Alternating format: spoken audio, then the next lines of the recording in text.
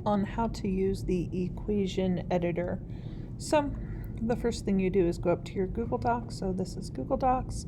We're going to go to Insert and then Equation. So Insert Equation, and you'll see a new equation line will appear. So if you insert an equation and you have multiple, like in this document we're going to have multiple equations, as long as you don't hit this X, it will stay here. So if you look in this, it's going to allow you to add a new equation. These are the Greek letters, so if you needed to enter pi, this is going to be your symbols, greater than, less than, equal to symbols. Here, this is where you're going to use your fractions, your radicals, and exponents.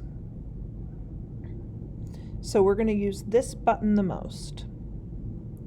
So for example, I need to write an equation, y equals 3 to the x power. So the x needs to be an exponent.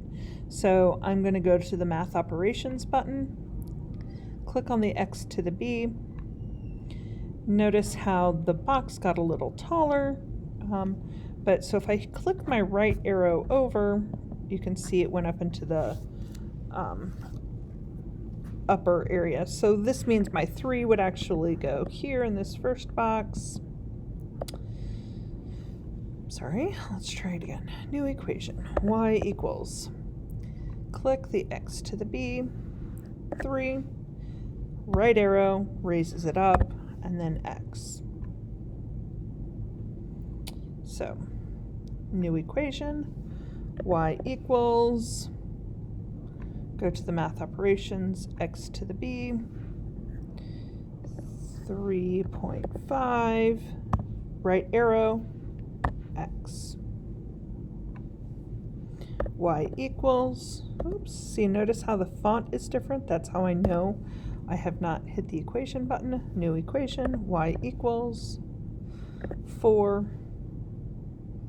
Oops, I didn't hit the x to the b button yet.